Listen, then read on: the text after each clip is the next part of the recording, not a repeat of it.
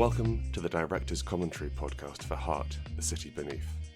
I'm Grant Howitt, and I'm joined by Christopher Taylor, and we wrote the Heart RPG. In these episodes, we'll be going through the text of the book and discussing how we came to design the game. For more information on Heart and our other titles, go to rrdgames.com.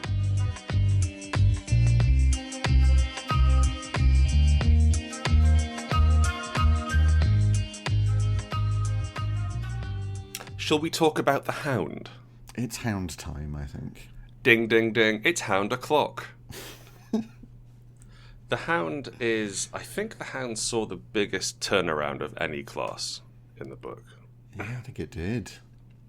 We knew that we would have, I think, like, the 33rd Regiment was something which has been knocking around since I was writing Strata. And I put them in the Urban Legends bit in Strata. And then from there, like, we knew that we wanted to have you are mercenary soldiers. You are effectively fighters in D&D terms. Yeah, something nice and simple almost. Yeah. Yes, precisely. Simple's the wrong word. Like easy to understand. It was simple. Yeah, like it was straightforward. Like, it's not like, okay, so all your organs are bees, or okay, you died but you got better. And so the initial draft of Hounds was very much like they were quite Haven focused. They were quite like we didn't quite have it down. We knew that they had to do a gun, and they had to maybe reference some sort of trench fighting. Yeah, like the first version of the Hound was very much if you weren't in a haven, you were utterly useless. Like there was no point you existing. We agreed that we thought that the World War II era helmet was really cool looking. Like the sort of the Tommy's helmet from World War One, which was designed mainly for shrapnel coming in from overhead. And interesting enough, World War One, the first real conflict where helmets became pretty much mandatory. Okay. Because before that, very few things hit you on the top of the head. I mean, arrows and a hammer. Certainly, a hammer could hit you on the top of the head. But the thing about bombs is, if it detonates above your head and you get and shrapnel comes down from that, then you're basically ruined. Yeah. But you can get quite a thin piece of metal and make yourself largely immune. Which is useful. And so I did a bit of research into like trench warfare and stuff because I figured it'd be interesting to have them sort of redeployed from trenches to the heart, mainly from an aesthetic and like a touchstone point of view. Like definitely in Britain, we have this view of the Tommies in World War One as these massively put upon poor fucks. Yeah. Like, it's not even really heroic. No, I think like there's definitely heroism. There's heroism stories told about the troops in World War II, but in World War One, it was more that they just happened to be there and it was bad. Yeah, like when you learn about it in school, it's mainly a study of trench foot, and poetry and rats, and that's it. And like everything is bad, and so bad that you write a very sad poem. I will say some of the best poetry ever to come out of modern war. Oh yeah, that's very true actually. Also, so we had this quite normal thing with the Hounds. What we wanted to do was have them as kind of an everyman character who was up against all this weirdness, and you would be very normal and give you a chance to have an anchor. And then we realised that was boring. So we very much took it from everyman down to 300 specific men. 333. Oh, it's just 300, isn't it? It's 300, yeah. 333 is the is our latest Greg Stolze reference, or times. And a long line of Stolze references. Yeah, so we went back and forth and we're trying to work out what the point was of the Hounds and how we can make them interesting, and we stumbled on it one day. And by stumbled, I mean we ran at the door over and over until it sort of eked open. Yeah, until it accidentally unlocked. What if there were Warlocks and their patron was 300 dead men who was also them? Yes, and it suddenly opened up a huge range of options because you can quite easily intentionally join the Hounds because you want to help protect people in the heart. You want to act like a sort of Wild West sheriff, and that's totally doable. That's one of the original things. Yeah, you can just find a corpse out in the wastes and pick up a shiny badge, and slowly become a Hound by accident. we ended up with them, like, I think they became avatars of what people are willing to do to survive. Yeah. We are deliberately vague about what it is the 33rd did at the end. I mean, we know. I mean, it's an incursion, right? They Tell no one. No one's listening to this. It's fine. That's fair. They summoned a demonic incursion. We hid the clues there. They were yours to see. Well, yeah, we kind of know that there was an incursion, and we know that it was a fight against angels. What exactly I was going to say the ruling elite, but the officers. The officers, that's the word, of the Hounds did to cause that incursion is slightly open up to debate. Because it could have been things like a single conduit being used. But that's not elaborate enough. No. And desperate enough. Yeah, like something weird happened to the point where they all became immortal, but they all died. Mm-hmm. Well, look, we get weird with it. It's up to you to talk about it. It's up to you to explore. It's up to us to talk about it. It's up to you to explore it through your game. Just fill in the rest of the section yourselves. It's up to you to talk about it. So their old core ability was wave your badge around, which gave them access to it gave them like automatic access to somewhere where people didn't want them to go, which is very situational. And again, only useful in havens. Yeah. So we had to really have a bloody good think. Bloody good think, Christopher. Just a real hard think on it. Oh, we ended up in the thick of it. Yeah, and they shifted towards this luck-based class almost. Like the thing about the Hounds is they're fairly lucky. Like and indeed down on their luck. Like they can mess with fortune with their thick of it core ability. So you can quite happily take a gunshot wound to fortune. So it's like, well, that was close, wasn't it? Oof, that would have killed me outright. But then once you have got fortune fallout, you've then got mastery. Yeah, so you then get better. It's like the camera pans back and it turns out that someone actually just shot the bear that was behind you and now it's angry. Exactly, yeah. But it lets you. But basically, like, it's a pretty solid core ability in terms of like you can make this more interesting, but more dangerous for you to be better at your job. And there's an awful lot of like delicious little combos you can do with this ability. Oh yeah. Especially if you've got somebody who's got the collateral calling ability. Because then there's now two people that can suffer damage to immediately give somebody mastery. And you can just shunt the damage over to the Hound, who gets lucky, doesn't get shot, and then rolls with mastery. That was a close one. Oh my god, the Nazis are here. That was a close one. There's Nazis. It's okay. I now know lockpicking. And so we made them slightly supernatural in as much as they are. The badges are bound to the core idea of the Hounds themselves and the existence of this unit. And it's not like they exist outside of military structures in as much as they are devoted to the idea of people being alive in the heart. Yes. And they're I suppose they're anti-heart in that way, but it's very much like as long as someone draws breath in the city beneath, they cannot be destroyed. This is their gift and their curse. Yep.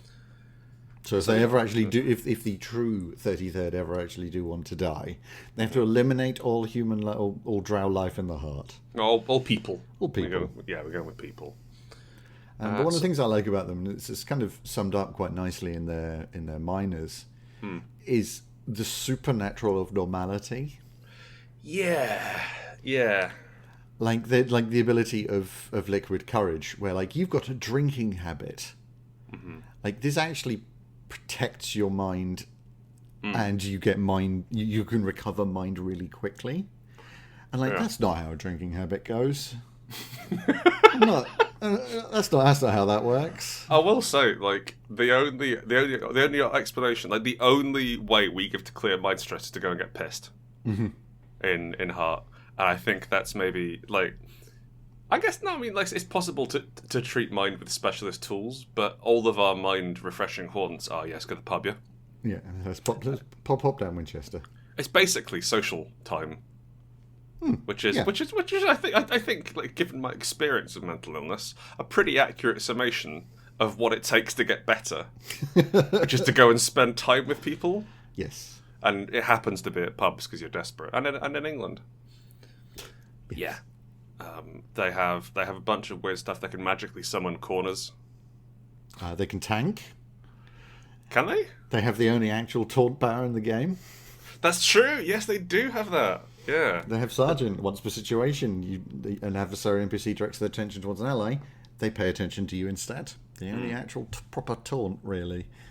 Yeah, if you want to put it in proper game mechanics. Didn't really give it to anyone who has proper... Yeah, we gave them that and we gave them +1 blood, so best of luck, lads. Yeah, well, yeah, it's not meant to be great. Like you're not meant to be good at your job in Heart. On the subject of being good at their job, Hounds are very powerful characters. Yes, because they have the ability to buff other characters, which is not something that we really put a lot in.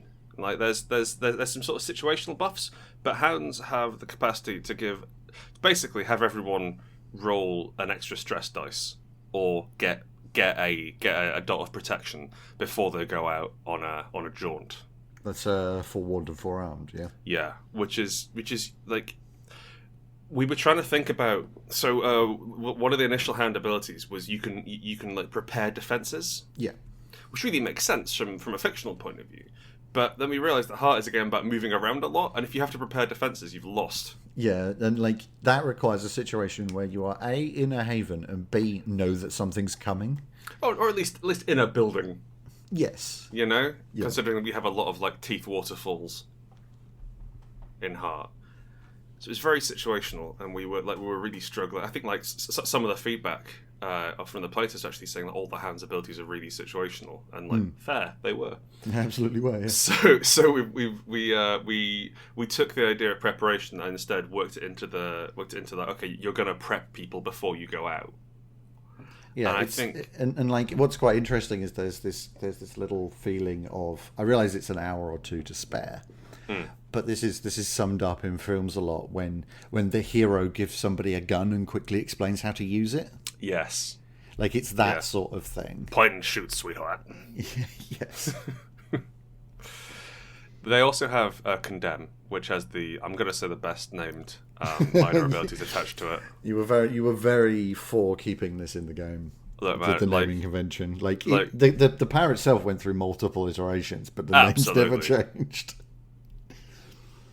It's a hunter's mark, basically. Yeah. And it's and with jury, you don't need to get any evidence of their crimes, which is genius. Thank you very much. But yeah, basically, we wrote down judge, jury, and executioner, and then worked backwards from there. Yeah. They can. He talks about stare down because this is a ridiculous power. Yeah, I'm so happy with this. This is one of the favourite things I did for this. So stare down makes your stare, your gaze, function as a ranged weapon.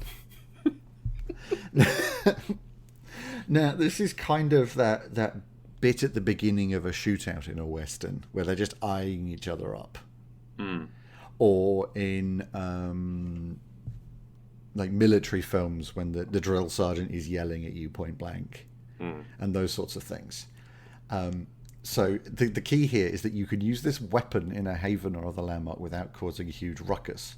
A huge ruckus, a technical term there. Yeah. Your gaze won't kill people. It's disheartening, but if you reduce them to 0 with it, they'll surrender and try to bargain. So it's a non-lethal stare. Or trip and incapacitate themselves forcefully. I love that. Like, you panic them so much. Level up enough, you can use it on a bear. Yeah, like then it becomes legendary. You can just stare like an angel down. And then nose to nose, where you gain the point blank tag, so it does more damage the closer you are. Which is like I think like we ended up like when we were sort of veering around initially, we were like, what if Ray Winstone was in the Heart? Mm-hmm. What if Ray Winstone went to Dungeon Hell? And I think this is very much like the point blank. The nose-to-nose upgrade for stare down. Just imagining having Ray Winstone just get all up in your fucking business, boy. Like literally nose-to-nose. Yeah. That's D8 stress. Easy. And then no sympathy, where it functions as a mend weapon with range. As you like get up. Like, yes, sir. You don't even have to say anything. No, I know, but it's a disapproving glance. But I can't imagine somebody not taking stare down for Hound. Like, what's wrong with you? Well, that's the thing. Forearmed and forewarned is forewarned and forearmed is the best power in terms of raw output. But it's probably one of the least interesting. I think it's the second major I'd take. Yeah, because I'd take Unstoppable. Unstoppable is strong. Unstoppable has the minus scars like medals, which is fine for me, thanks. The more blood fallout you get, the harder you become to kill, and the more damage you do. It's wonderful. Which is right up my fucking alley, thanks. Yeah, and let's not forget Trench Fighter. Which is the only one which survived the port over. Yeah, which is iconic of that World War One feel. Because gives you piercing even if you're unarmed, which is pretty strong. It's fucking beefy. Like, it's worth it for the major. But also in a lot of cases, the only things that wear armor are humans. So you're a real tip-top murderer. You're a horrible person. And also the first time you suffer mind stress in a situation, do not roll for fallout, which kind of gives you some free. You trade off a small problem now for a big problem later. The idea being, of course, that you hope that you solve the problem before it gets too bad. Yes. And if you don't, then it gets catastrophic. Let's talk about the Zeniths. Because they kind of sum up the class really nicely. We'd rather show our hand here. A little. Well, one of them is called Incursion. Oh, yeah. Oh, you know what? Maybe the clues were quite obvious to see now in retrospect. It wasn't quite the complicated ARG you thought it was, Harry. I gave you all the clues, Mr. Policeman. So, Everlasting Stand. Another great name. We should do this for a living. We should. Is you get to defend a haven. When a landmark you are in is under threat from outside powers, activate this ability. You become the original owner for your badge, and then you get to defend a landmark forever.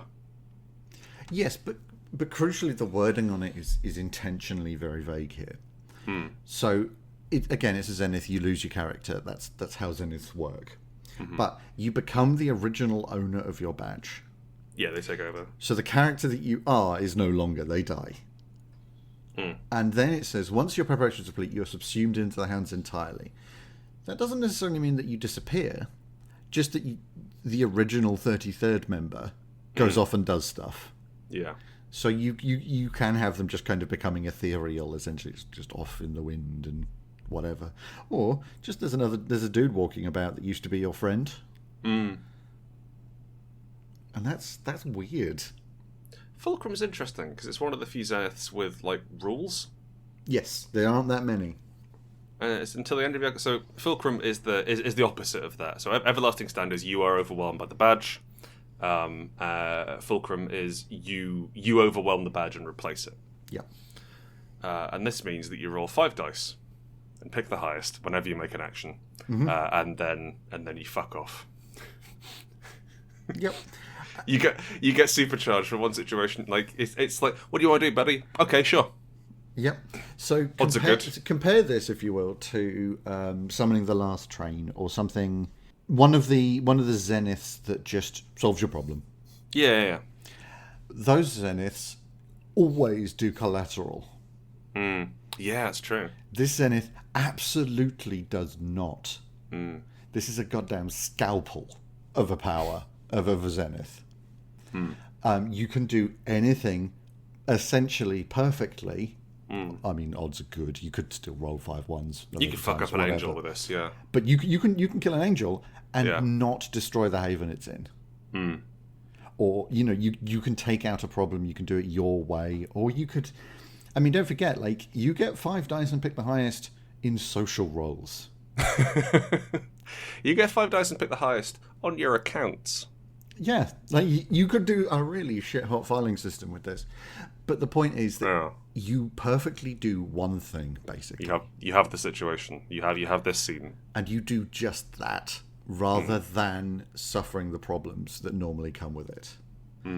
Unfortunately, then you become essentially too powerful and you've got to go and fight the concept of doubt. Well, it's always the way, isn't it? Yeah. So that's kind of the... Talking honestly of powers that cause collateral. Yes. The last one's Incursion. I think Incursion's the most collaterally we have, in which it's basically summon Som. Yes, and I think it's worth reading this one, simply because of all the little tiny secret breadcrumbs we leave in it. Hang on, the first paragraph is just the word demons over and over. At the culmination of a dark ritual, you smash your badge apart on an altar made from bones and shell casings and summon the last moments of the 33rd to your location. Reality comes undone, the world is transformed into a twisted, burning maze of trench and razor wire, and the 33rd act out their terrified final moments on whoever they can find. The landmark you are in is destroyed, pretty much everything inside it dies, and your mind is blasted to pieces as you witness the lengths they went to in order to survive. Breadcrumb trail. What happened here? What did they do? Yeah. We're so subtle. Yeah, I really like Incursion. That's the thing. I'm really into the powers which are like anything which lets you summon an alternate world or go to an alternate world is my fucking jam. And so Incursion, it's not a nice way of solving a problem, but I really like the idea of fighting your way to the heart of some sort of evil body snatching cult, and being able to just completely rid the world of them. You've had a really long heart game, and like you've managed to get your Hound into the maw, and it's like, right, let's do this, and you just detonate it. Well, they won't come and fight us, so let's bring the war to them. Rules as written, you can take this into the heart itself. Yeah, this one doesn't actually specify that it can't be used on the heart. Yeah, it's the most powerful in the game. There you go. There you go, 100%. Yeah, great. Yep, errata. Put it in. Should we move on? This can destroy the game. Yeah. If the Hound uses it on the heart itself, please send your book back to us, and we will update it. Yes. And we'll burn it.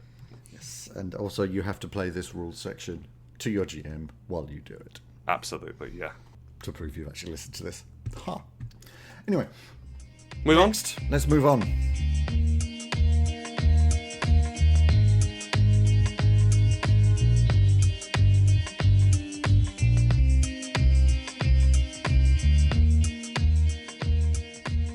You've been listening to the Director's Commentary podcast for Heart, The City Beneath.